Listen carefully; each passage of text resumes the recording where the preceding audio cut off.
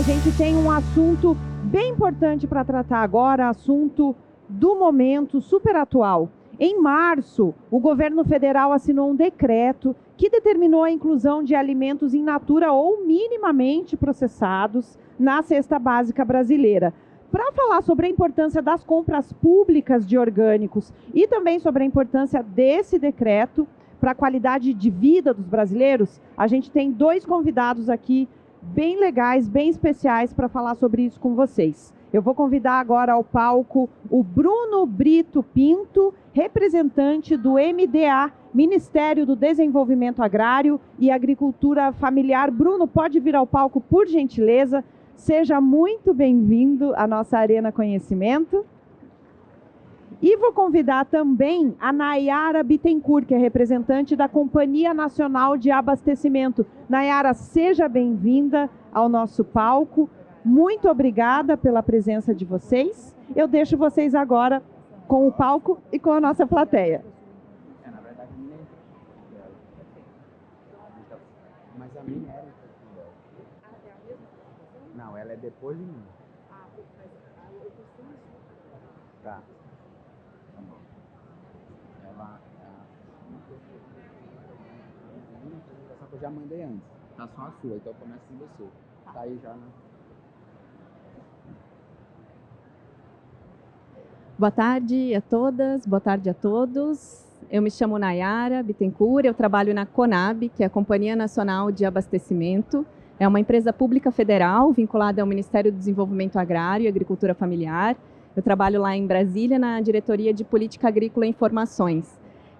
Talvez algumas pessoas já tenham escutado falar da CONAB ou do seu papel, da sua função social, talvez nem todos, mas o fato é que a CONAB é uma empresa muito estratégica para o governo federal, no que tange à regulação de preços de produtos agrícolas, a informações sobre safra, a aquisição de produtos da agricultura familiar, ao abastecimento alimentar. Então, a CONAB cumpre funções estratégicas que estiveram abandonadas há algum período e agora foram retomadas aos poucos, né? E um dos papéis, inclusive, é a formação de estoques reguladores e também da intermediação da agricultura familiar e também de setores do agronegócio com o abastecimento alimentar. A CONAB tem essa função. E hoje eu trouxe aqui para a gente conversar como é que tem funcionado as aquisições, como é que a CONAB tem operado no âmbito do governo federal para garantir o acesso de alimentos orgânicos, né, e agroecológicos, que é uma das prioridades também dessa gestão, para a mesa dos brasileiros e brasileiras, né? A CONAB tem participado ativamente de alguns planos e eu vou falar de basicamente 3 ações. Vocês estão escutando chiado também ou sou eu? Tá chiado também? Como é que elas resolvem? Não sei o que... Agora acho que parou um pouco, né? Pronto, vamos continuar. Então, eu queria tratar de 3 temas especiais para a gente conversar aqui hoje. Deixa eu ver onde é que passa.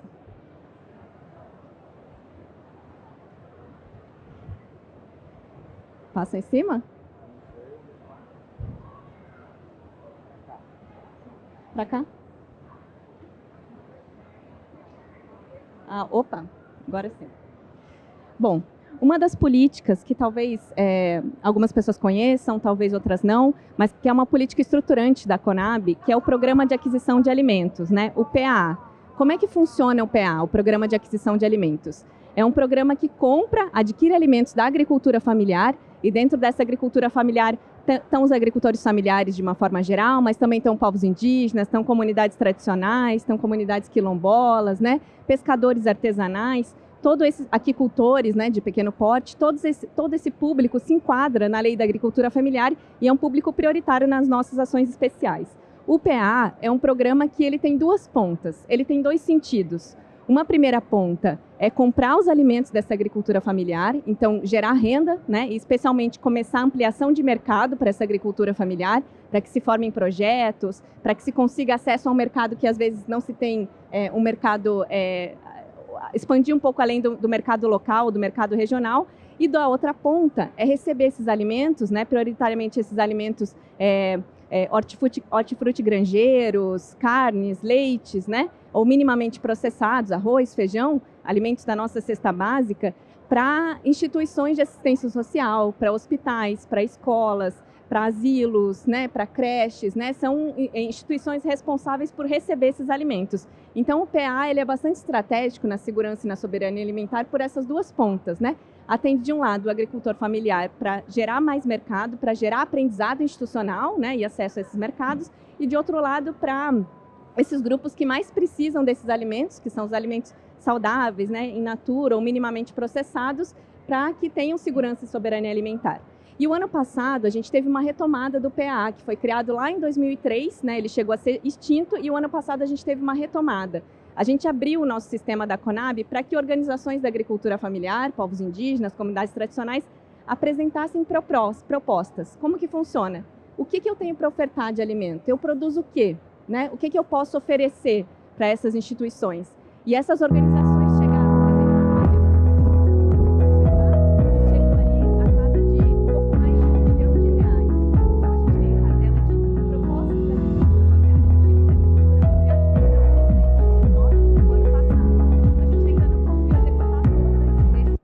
mas a previsão é que esses projetos todos sejam contratados até esse ano.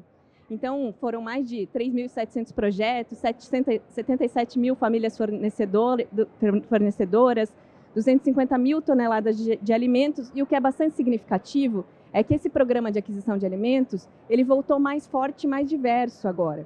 Primeiro que é priorizando aquelas famílias agricultoras em situação de maior vulnerabilidade, né? Aquelas famílias que somos o ponto de partida para Bolsa Família, né? São as famílias prioritárias também para fornecer esses alimentos. Mas a gente também conseguiu ampliar muito o acesso de povos e comunidades tradicionais, especialmente povos indígenas, né? Foi o recorde de participação de fornecimento de alimentos. Somos o ponto de partida para a geração de valor, a chave que transforma oportunidade em realidade. Há mais de 50 anos iniciamos uma história de pioneirismo e hoje somos uma das maiores promotoras. Tem projetos, por exemplo, na Terra do Meio, lá no Pará, que envolvem 3 desertos, mais 6 terras indígenas, um projeto de R$1,5 milhão, que tem piranha, pacu, pirarucu, né? Tem a farinha de biju, fornecendo para as crianças daquela própria comunidade, né? Isso também gera menos resíduo sólido, porque são reseques que estão, por exemplo, a 3 dias de barcos, né, ali no Pará, né, na região de Altamira, e que toda a merenda escolar, por exemplo, ela passa, né, vem como ultraprocessado pelas prefeituras, e chegam nas escolas gerando resíduo sólido e não correspondendo ao hábito alimentar daquela população. Então, o PA tem essa lógica de justamente preservar e até resgatar alguns alimentos que foram ofertados por essas organizações, inclusive, a gente nem conhecia, né? Nós ali da Conab tivemos que recadastrar esses alimentos e entender para que servia, né? Como é que era utilizado naquela cultura alimentar, fazer pesquisa de preço, enfim. Também gera um aprendizado institucional para o Estado, né? O PA. E aí é mais ou menos um gráfico do que a gente tem recebido mais ou menos de diversidade, né, no Brasil todo. A gente recebeu uma oferta de mais de 400 tipos de alimentos, o que é uma oferta bastante diversa, bastante considerável.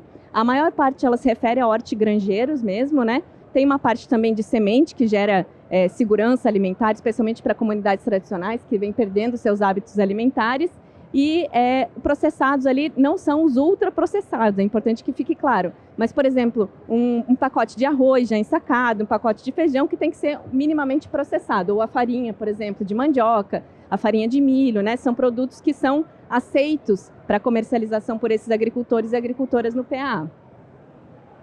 E aí tem um mapa mais ou menos explicativo de como é que esses projetos foram distribuídos no Brasil todo. Então, a gente teve uma oferta bastante grande, também esse mapa é bastante significativo, porque mostra que a agricultura familiar está em todo o Brasil, né, em todos os territórios. A gente vê uma concentração, às vezes, mais em algum outro estado, e o Nordeste, na região Nordeste, pipocando, né, com o maior número, o maior montante de recursos, né, demandados por Estado brasileiro para que atendam com produtos da agricultura familiar, que também é bem legal nesse sentido de impulsionamento dessa agricultura familiar, especialmente na região Norte e Nordeste, que é o nosso enfoque prioritário neste momento.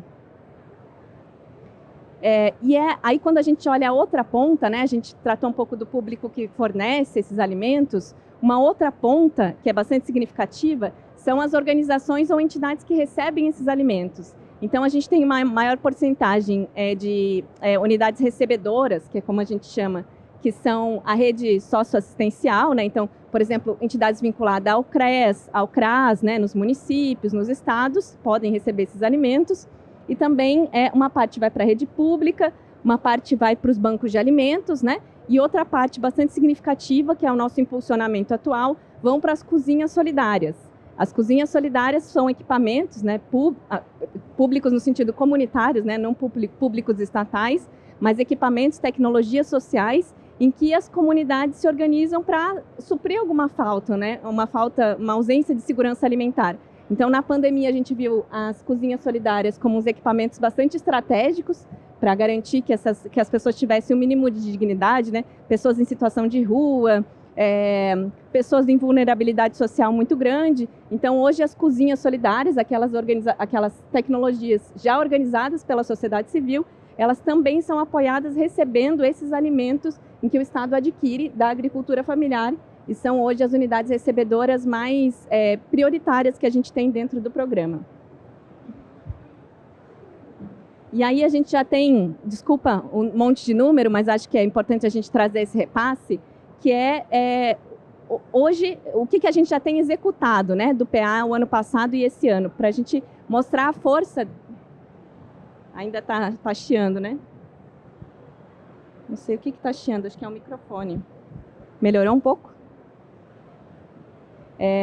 Então, a gente tem mais ou menos, né, em execução 2.200 projetos, beneficiando mais de 2.000 organizações, 48 mil famílias beneficiárias, ou seja, 48 mil famílias agricultoras que fornecem esses alimentos para o PA, o que é bastante significativo. Um valor já executado de 712 milhões de reais, e a gente já adquiriu quase 380 tipos de alimentos, né? O que significa que a gente tem uma produção bastante diversa, né? Bastante agrobiodiversa na nossa cultura alimentar brasileira. E quando a gente olha para os públicos que mais têm fornecido esses alimentos, a gente tem povos e comunidades tradicionais representando 25%. Então, comunidades quilombolas, comunidades faxinalenses, fundo e fecho de pasto, quebradeiras de coco babaçu. A gente está falando de um público bastante diverso, né, que fornece esses alimentos. E os povos indígenas também entrando com bastante força. A gente operou mais ou menos 35 milhões de reais em projetos de organizações exclusivamente indígenas, o que significa também que esses povos indígenas, eles mostram a sua diversidade, eles conseguem comercializar e também garantir não só a segurança alimentar para si próprio, né, na sua própria comunidade, mas também nas escolas, né, para nós, a população brasileira em geral. E o que a gente também afirma com bastante ênfase, e é muito importante, é que o PAA é um programa de aquisição de alimentos que ele pode se dizer até feminista. Por quê? Porque 50% de fornecedores, de famílias fornecedoras desses alimentos, em cada projeto tem que ser obrigatoriamente de mulheres. Se a organização apresenta lá 40% de mulheres, 60% de homens, a gente nem recebe no sistema os projetos, eles são automaticamente descartados. Então, todos os projetos têm que ter 50% de agricultoras familiares, todos os projetos. Isso significa, na verdade, que a gente teve uma surpresa muito mais positiva, porque quando a gente foi contabilizar qual era essa demanda, o PA, na verdade, recebeu os projetos de 73% de mulheres agricultoras. Então, a gente supriu aquilo que a gente tinha estipulado de meta, que era 50%, e hoje a gente recebe alimentos majoritariamente de mulheres agricultoras, o que significa também empoderamento no campo, né, geração de renda e até rompimento, né, de ciclos de violência, né, em lugares que a gente sabe que também tem uma dificuldade de acesso a equipamentos de segurança pública bastante significativos. Então, o PA é algo bastante revolucionário também nesse sentido de geração de renda. E aí, a gente tem um desafio, né? Muito legal adquirido da agricultura familiar. A gente tem uma pontuação maior para projetos 100% orgânicos. Então, algumas comunidades apresentam assim, tenho 50% dos alimentos orgânicos, outros 50% não pontua, né? A gente tem uma pontuação de priorização de contratação. Só que a gente ainda tem uma dificuldade, por exemplo, hoje dos projetos 100% orgânicos representam 3% daquilo que é adquirido pelo PA. E parece, né, absurdo, mas tem algumas explicações para isso. Uma delas é que a gente só consegue receber os projetos que são 100% orgânicos e certificados. Então, aqui não se contabiliza como orgânico ou agroecológico aqueles projetos que não são certificados, ou, por exemplo, né, que você tem 50% de um ou de outro. Então, a nossa contabilização aqui são 3% de projetos 100% orgânicos, né? E, por exemplo, na Amazônia, em que a gente tem acompanhado a maior parte dos projetos apresentados, são projetos agroecológicos. Todos esses projetos, por exemplo, de povos indígenas, são agroecológicos, na sua maioria, mas que, inclusive, esses povos ou essas comunidades nem entendem que esse termo agroecologia. Eles, sim, agroecologia, o que é isso, né? Não sei o que é, mas acho que eu faço isso. Então, assim, como a gente também tem que pensar essa linguagem, adaptação, né? E pensar também essas formas de... A certificação é importante, mas, ao mesmo tempo, ela pode gerar alguns entraves, né? Os produtos orgânicos, eles podem ter sobrepreço, inclusive, em relação aos alimentos convencionais, de 30%, o que também é um incentivo para que a gente adquira esses produtos.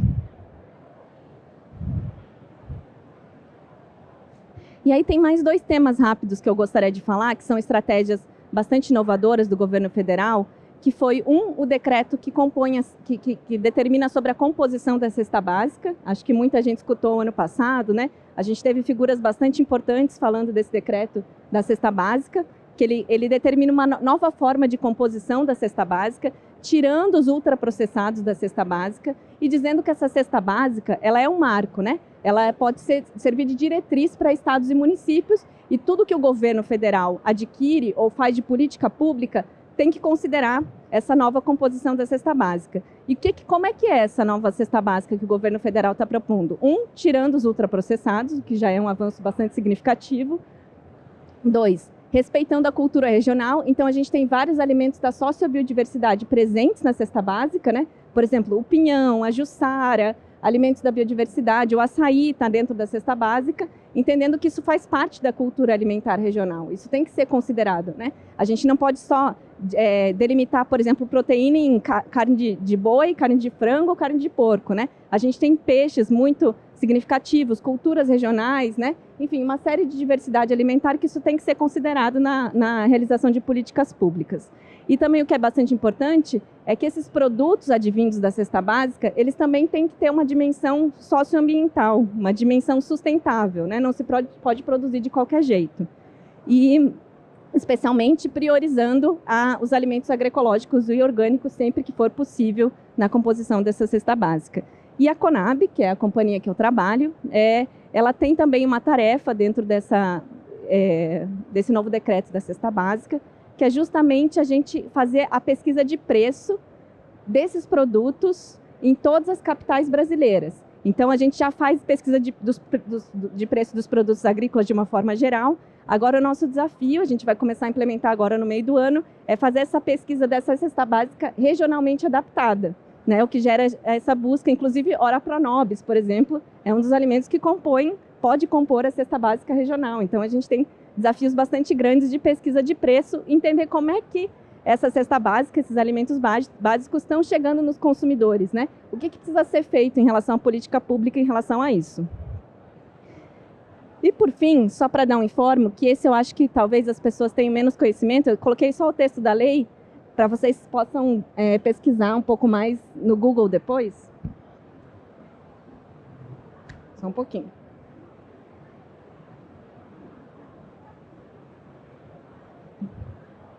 Que o ano passado também houve a assinatura da elaboração de uma política nacional de abastecimento alimentar.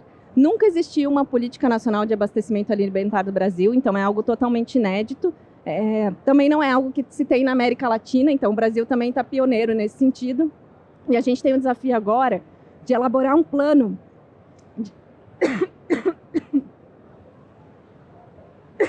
Fala muito rápido, dá nisso, né? Eu já vou passar para você.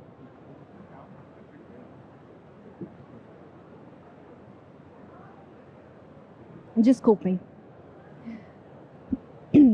O governo federal tem essa tarefa de elaborar um plano nacional de abastecimento alimentar. E nesse plano tem várias ações estratégicas que têm que ser retomadas. Por exemplo, a formação de estoques públicos, a retomada de programa de aquisição de alimentos, não só o PA, mas outros. Por exemplo, o Programa Nacional de Alimentação Escolar.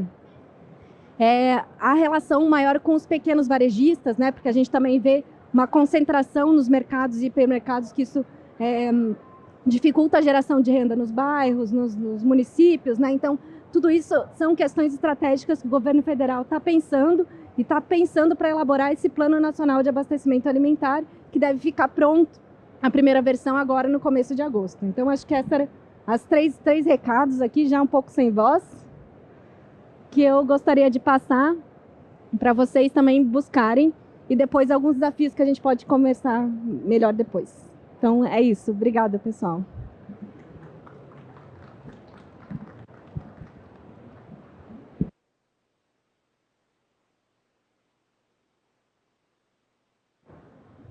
Oi. Então, gente, boa tarde a todos e a todas. Enquanto a gente coloca aqui a apresentação, eu vou me apresentar, dizer para vocês quem eu sou.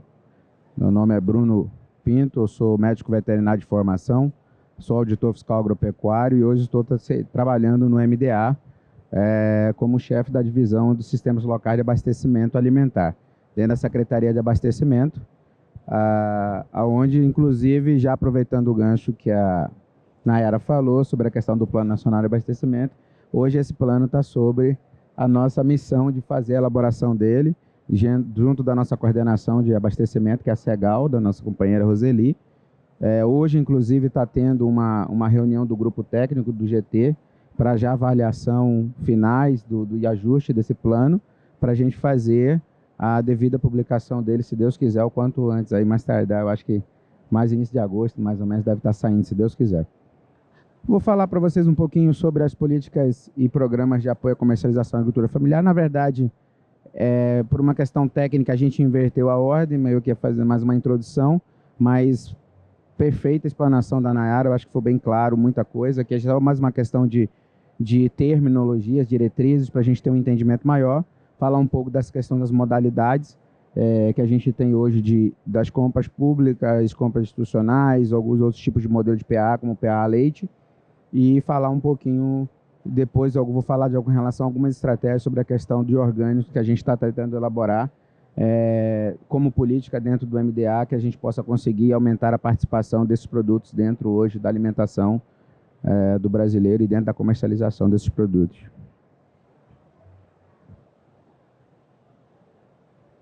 Aqui, basicamente, só falando um pouquinho do programa mesmo em si, do PA. Como já foi dito, ele na verdade é um programa que nasceu lá em 2003, ficou um tempo ausente, depois ele foi retomado ano passado, como já foi colocado pela Nayara. A lei que rege aqui é mais uma questão, a lei 14.628. Não se preocupe não, que quanto esse perfil meio de auditor, a gente gosta de prender muita questão de decretos, lei, artigos, acaba sendo um pouco normatista demais.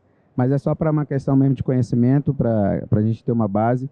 O objetivo principal são os objetivos principais do PA, né, como um todo, que é apoiar a agricultura familiar e combater a insegurança alimentar e nutricional da população, né, até porque, e também fazer esse fortalecimento dessa comercialização, como dados que já foram apresentados anteriormente, aqui é só um pouquinho também complementando, né, que o Censo Agropecuário de 2017 mostra que 10 milhões de pessoas ocupadas na agricultura familiar no Brasil hoje faz parte, né, dessa agricultura familiar. Então, 67% de todo o pessoal ocupado hoje dentro do agropecuário é da agricultura familiar, né? Então, nesse cenário, a agricultura familiar representa hoje praticamente 77% dos estabelecimentos rurais, né, que ocupam uma área total de 23% e se tornando responsável por 23% também do valor da produção, que é, em média, de 107 bilhões. Então, é uma representação muito significativa da agricultura familiar, mas só que muitas vezes a gente não enxerga essa identidade, essa identificação. O produto chega na mesa do consumidor, mas nem sempre ele sabe que aquele produto veio da agricultura familiar, nem sempre ele entende quantas pessoas e qual o trabalho que está sendo realizado por trás daquele produto, daquele alimento que chegou na mesa dele. E alimento saudável, alimento de qualidade. Isso que é o mais importante.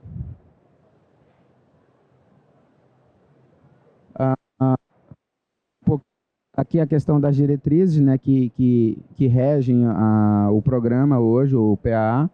Eu coloquei as principais, que eu acho que são mais importantes, que a gente tem que estar sempre com elas tendo em mente, que é fortalecer os circuitos locais e regionais e redes de comercialização. E isso aqui inclui a centragem de comercialização, isso aqui inclui a questão das feiras, eventos, feiras permanentes, onde são disponibilizados esses produtos da agricultura familiar, que dentro do programa como um todo, nas compras públicas, elas são feitas muitas vezes, como ela já foi dito pela Nayara, através dos CREAS, das Secretarias de Agricultura dos estados e dos municípios, dentro do local das feiras permanentes, é onde eles fazem essa comercialização para essas compras. Outra diretriz é promover e valorizar a biodiversidade, a produção orgânica e agroecológica dos alimentos, incentivar hábitos alimentares saudáveis, isso que corrobora, lógico, com o último decreto com relação à cesta básica, né? E incentivar a produção agroecológica e orgânica, bem como a adoção de práticas associadas à conservação da água, do solo, da biodiversidade, do meio ambiente e dos biomas como um todo. Tanto que nessa ótica também entra até muita questão da discussão das áreas de transição, que está sendo feita agora, transição agroecológica e produção de orgânicos, ela também vem corroborar com essa diretriz aqui. E, claro, como consequência de tudo, a gente consegue as desigualdades sociais e as desigualdades regionais, né, que é fundamental. As aquisições que vêm do PAA, elas podem ser efetuadas diretamente dos beneficiários de forma individual, ou seja, o agricultor ele pode fornecer diretamente para o programa, mas ele pode também ser fornecido através das cooperativas, das associações, suas organizações, que é uma outra forma que ele também pode chegar com esse produto dele junto ao programa. Essa é outra forma que pode ser da forma de aquisição, lembrando que já como também diretriz dentro do programa é que o recurso que está disponibilizado para compra desses produtos, desses alimentos dentro do programa, eles obrigatoriamente têm que ter um percentual mínimo de 30% destinado para a aquisição dos produtos da agricultura familiar e de suas organizações. Então, isso é dar aquela garantia dessa participação, dar a garantia desses produtos da agricultura familiar chegando dentro do programa.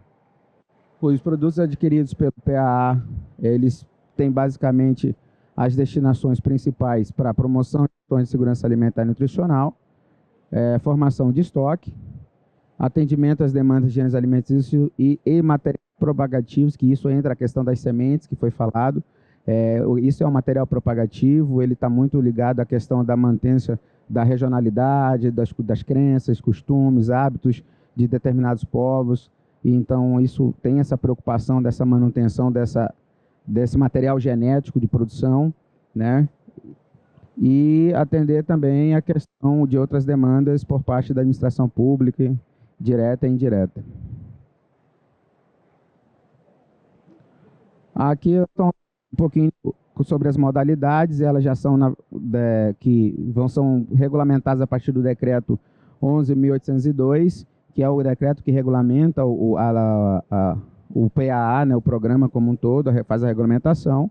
A gente são 5 modalidades de execução que hoje existe para o PAA, onde tem primeiramente a compra com doação simultânea, nós temos o PAA leite, temos a compra direta, que acontece, temos a formação de estoque e temos a compra institucional, né, onde na compra institucional, 30% desses recursos eles devem ser destinados para a aquisição de produtores da agricultura familiar e suas organizações, para fazer essas compras. Aqui falar um pouquinho do que é cada compra dessa, né? A compra institucional na verdade, a compra daqueles produtos da agricultura familiar, que vai para o atendimento das demandas de gêneros alimentícios por parte do órgão comprador. Então, aqui, como um exemplo, por exemplo, o que acontece? Tem algumas instituições, alguns órgãos, que a própria Cozinha Solidária funciona nesse formato também, muitas vezes, mas aqui, por exemplo, as universidades que compram, o Exército também fez a chamada pública agora recente, lançou, inclusive saiu uma chamada hoje do Exército para compra, de fazer a compra também pelo programa. Então, entra aqui as compras institucionais desses produtos da agricultura familiar. Na formação de estoque, os agricultores, eles organizados em grupos formais, eles vão fazer uma formação de estoque para vender aqueles alimentos da safra que está vigente. Eles vão ter que enviar, na verdade, essa modalidade é uma modalidade que a gente tem um pouco até mais dificuldade de estar fazendo, porque ela perpassa por toda uma normatização e um controle.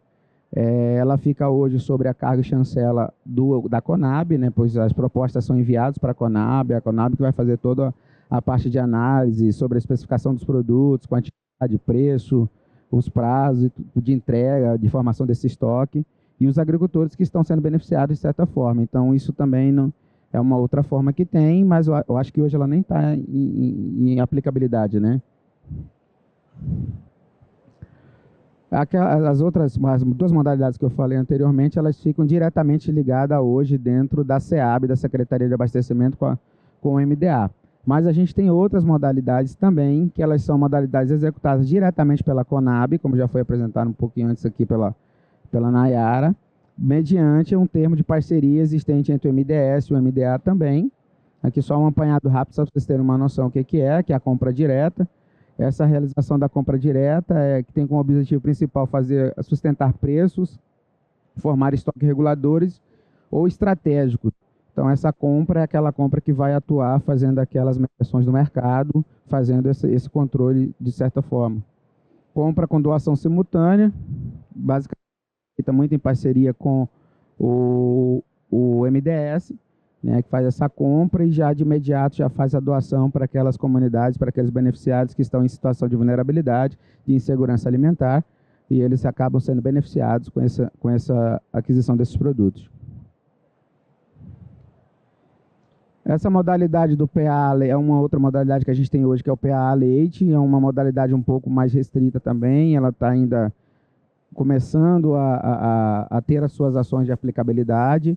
Ela hoje ela é 100% executada pelo MDS, com recurso próprio, inclusive, do MDS.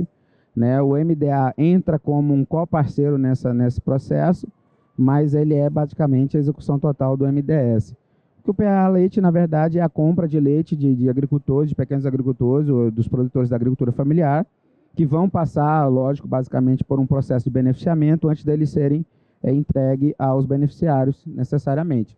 Aqui é que a gente tem alguns dos gargalos que a gente está trabalhando, que é justamente essa questão do beneficiamento, porque esse beneficiamento, principalmente, eles estão ficando a cargo dos entes federativos, dos municípios, dos estados, e aí entra toda aquela questão sanitária, entra a questão da normatização, de registros e controles, e a gente está num trabalho de fazer essas adequações, esses registros. A gente tem feito um trabalho junto com os entes federativos, a gente tem a parceria com o MAPA, que é o nosso órgão do Ministério da Agricultura, mas hoje, dentro do MDA, a gente já tem uma coordenação de inclusão sanitária, que já vem trabalhando essa questão também das certificações, dos registros e das padronizações dos produtos.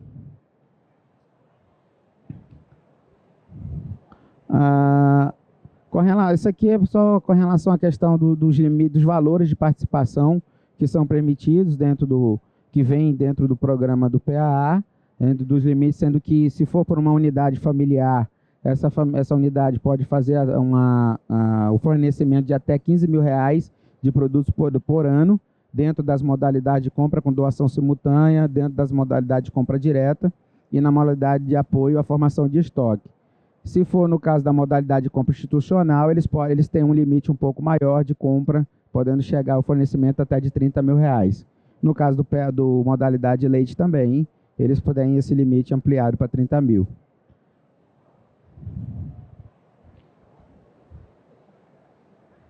Mas quando a gente passa para a questão de organizações, que aí já passa a ser fornecido por cooperativas, pelas associações, por outros órgãos organizados, aí esse já eleva-se bastante esse limite. No caso das modalidades de compra com doação, compra direta e formação de estoque, fica no limite de R$1,5 milhão, e quando é na questão da modalidade de compra institucional, podendo chegar até 6 milhões de fornecimento por ano de entrega para esse programa. O da aquisição, como é que é feita essa aquisição? A aquisição dos alimentos no âmbito do PA, ele destina-se basicamente a contribuir com as ações de promoção e segurança alimentar.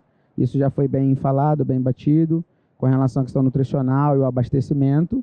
As organizadoras somente poderão vender produtos provenientes dos seus associados, então, daqueles agricultores que fazem parte daquela instituição. Então, se uma cooperativa quiser fazer a venda para o programa, só pode ser os produtos dos seus cooperados, ela não pode ser intermédio de outro produtor que não esteja dentro da cooperativa. Isso aí é uma coisa também que a gente tem que ficar sempre bem declarado, bem claro sobre isso. E será garantida o que já foi dito, a questão feminista, que é garantida a participação de 50%. Por lei, por decreto, já estava colocado isso. E por aplicabilidade, para nossa surpresa, graças a Deus, a gente superou todas as expectativas e espero que continue assim. A nossa tendência é que a gente consiga cada vez mais ter esse empoderamento e essa valorização das nossas agricultores aí. Com relação à destinação, também é uma coisa que já foi falada, só passar rápido aqui, que ela vai basicamente para o consumo das pessoas e das famílias em situação de insegurança alimentar.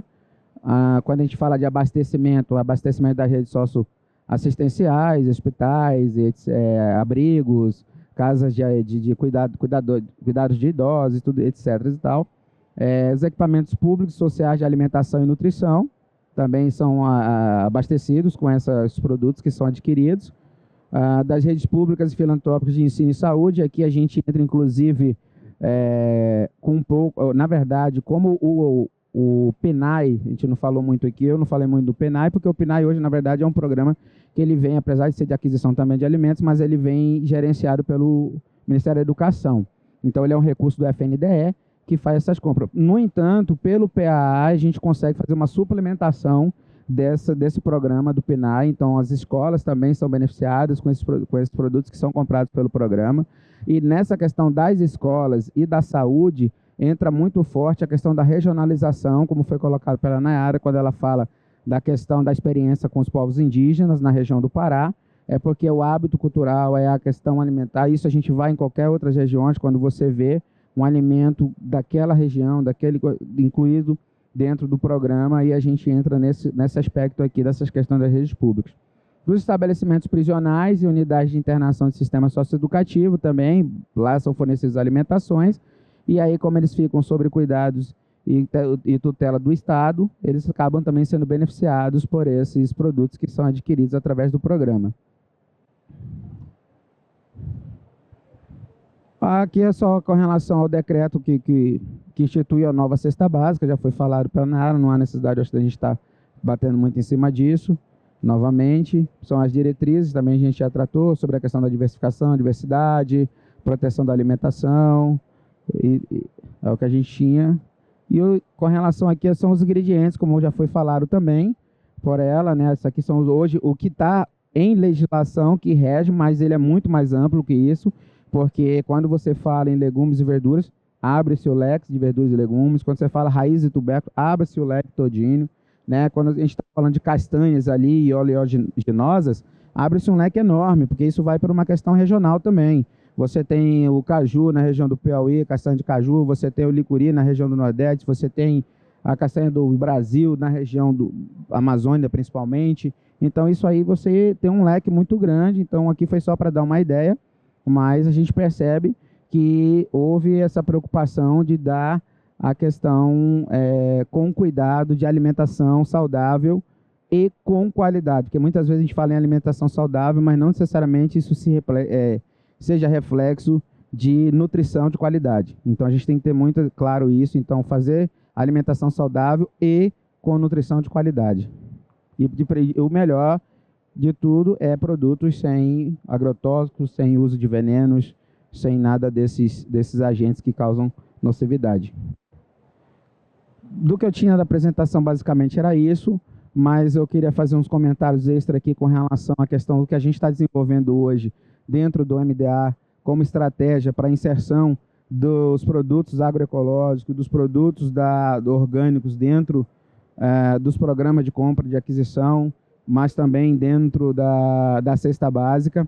A gente tem elaborado algumas discussões já com alguns grupos parceiros e que a gente está tentando buscar algumas startups que são aceleradoras de desenvolvimento de produtos e processos para tentar fazer uma certa apoio juntos aos agricultores no sentido de organização deles, no sentido de gestão, no sentido de padronização, para que a gente consiga inserir esses produtos dentro do programa, como foi colocado pela Nayara muito bem. A gente tem batido um problema muito sério com relação à questão das certificações, dos registros, isso dificulta muito.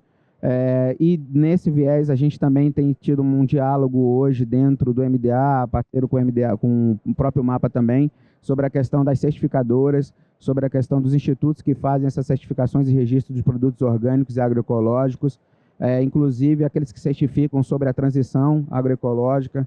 Como hoje a gente tem uma secretaria dentro do MDA, que é a SAF, que é a Secretaria de Produtos Agroecológicos e Florestais, a gente tem hoje dentro do MDA, e a gente está tentando, a gente acredita que hoje seria interessante a gente trazer essa política dessas certificações para dentro do MDA, até porque a gente já tem hoje, como eu falei, instituído a coordenação de inclusão sanitária, que também é a coordenação que trabalha com relação à certificação de produtos de origem da agricultura familiar, que é o selo SENAF, que é o selo da agricultura familiar. A gente também está fazendo esse trabalho, até porque ele vem em consonância com o Plano Nacional do Abastecimento, e a gente tem avançado bastante nisso. Espero que a gente consiga ter ainda esse ano alguns avanços significativos que nos permitam fazer mudanças importantes e permitindo que o mercado se abra ainda mais, as oportunidades da participação desses nossos agricultores dentro dos programas hoje de compra sejam mais efetivas. Eu acho que era isso que eu tinha para falar para vocês. Agradeço pela atenção, desculpa pela delonga. E eu vou deixar agora, eu acho que a gente vai deixar aberto se alguém tiver alguma... Não sei como é que a gente vai fazer agora. A gente tem alguns minutinhos para a pergunta do pessoal, se vocês quiserem aproveitar. Gente, aqui ó, já tem mão levantada, a gente vai levar um microfone para vocês.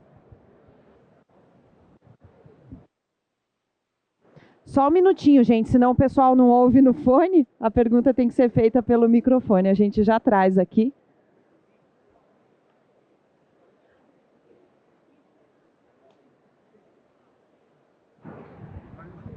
Pronto, chegou aqui. Aqui, ó. Obrigada. Boa tarde. Meu nome é Maria Fernanda.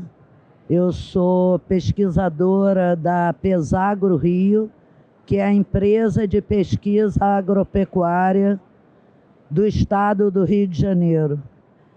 Eu me dedico a analisar os programas de compras institucionais como o PAA e o PNAE. E uma coisa me incomodou muito no final do ano, quando a gente foi percebendo que parecia que os decretos que saíam do governo federal evitavam falar o termo orgânico. Só se falava em agroecologia. E eu gostaria de chamar a atenção para vocês, porque a política é de agroecologia e produção orgânica. Nós, do Rio de Janeiro, mandamos um ofício para o Ministério da Agricultura, que é onde nós estamos vinculados, mas como vocês são do MDA, eu gostaria que vocês ficassem atentos a isso.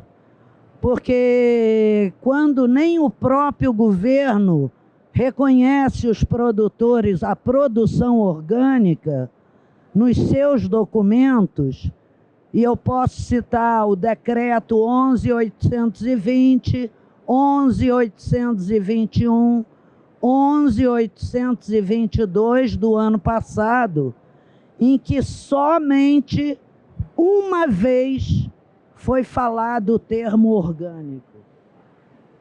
O tempo inteiro é o termo agroecológico que estão saindo nesses decretos.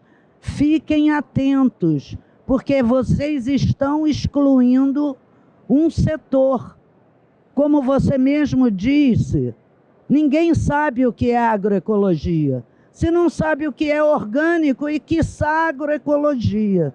Então eu gostaria que vocês, governo, legisladores, orientassem melhor ao Poder Executivo, porque estão saindo coisas que estão omitindo o termo orgânico.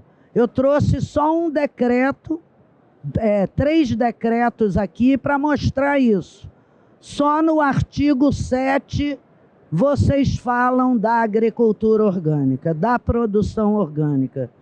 E para nós que ajudamos a construir toda a regulamentação há 20 anos atrás e participamos ativamente, isso nos incomoda muito.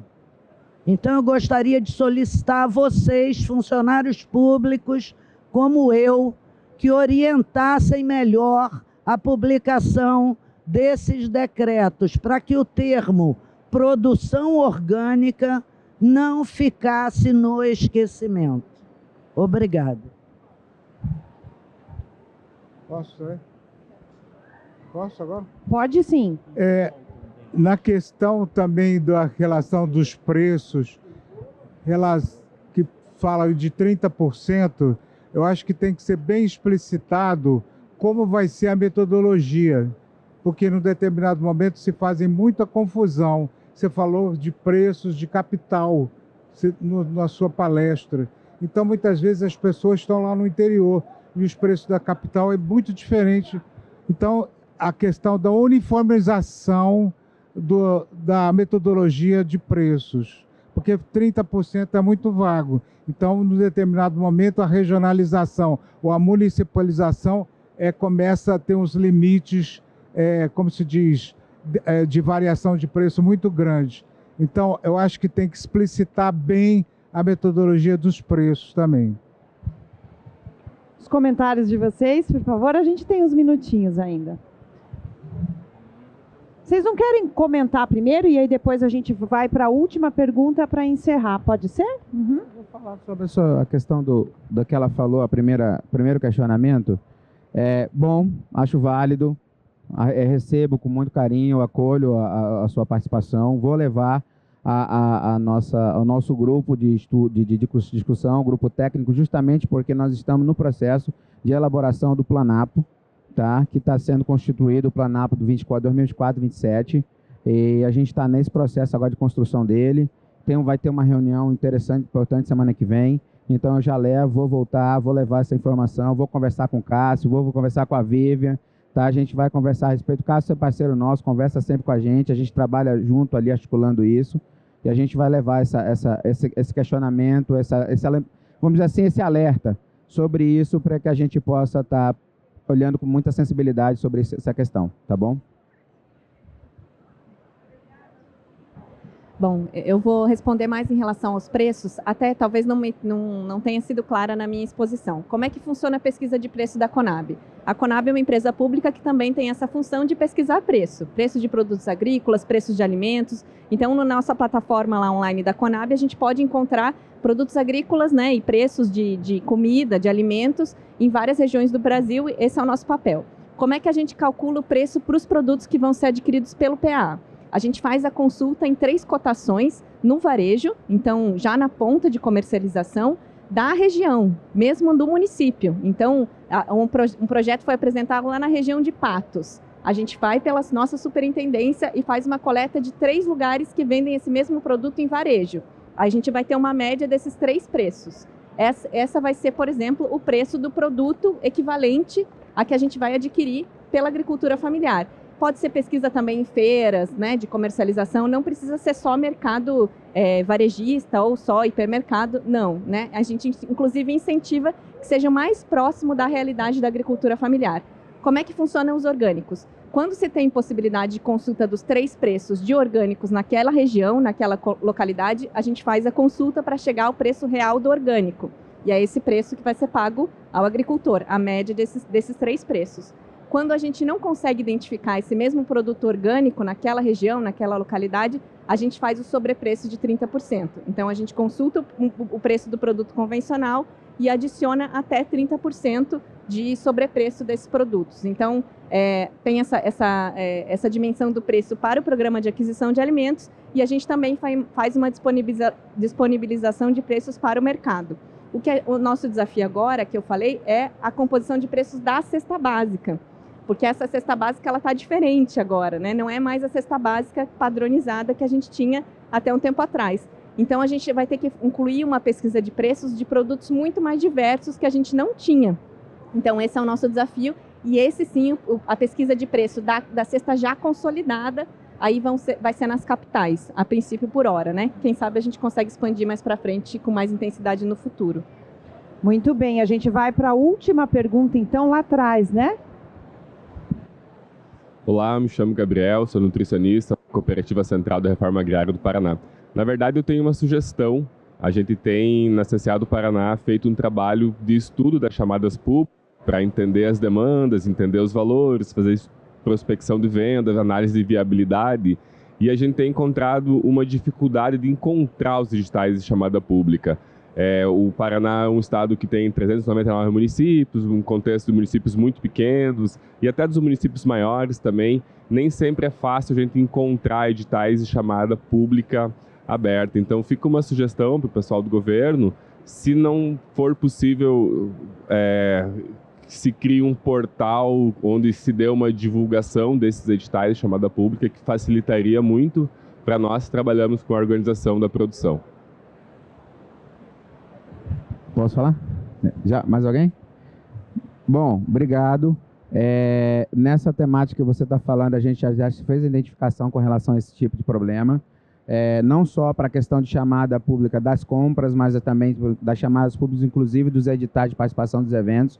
A gente já identificou isso. A gente já está em elaboração com a equipe do TI dentro da SEAB para que a gente possa elaborar um portal ou pelo menos disponibilizar um site, um e-mail que seja específico para isso. Mas, além disso, com relação à questão das chamadas públicas, a gente, junto com a coordenação da certificação, que é lá com o Edson e Dona Gema, inclusive falei com ele hoje, antes de a gente estar aqui, ele está lançando, a primeiro momento, a gente já teve de antemão, assim, a primeira ferramenta foi lançar na vitrine da agricultura familiar. Então, todos esses editais a gente está lançando lá, mas a equipe já está trabalhando para criar uma ferramenta, um portal. A gente, na verdade, está em consulta, inclusive com os agricultores, com as instituições, qual seria a melhor forma da gente fazer isso, que se torne mais acessível, porque às vezes também a gente cria um portal, mas o agricultor lá não tem acesso à internet, não consegue ter o portal, então a gente tem que criar outros mecanismos também que possam servir, e a gente já está trabalhando nisso aí, nessa questão, tá bom? A gente já identificou e eu acho muito válido a observação. Obrigado. Muito bem, muito obrigada, Bruno, muito obrigada, Nayara, pela participação de vocês aqui com a gente na Biofair. E muito obrigada pelas respostas. Tinha mais gente ali querendo fazer pergunta para vocês, mas o nosso tempo encerrou, então imagino que vocês possam conversar com o pessoal, né? Tá bom? Gente, muito obrigada. Palmas para os nossos convidados.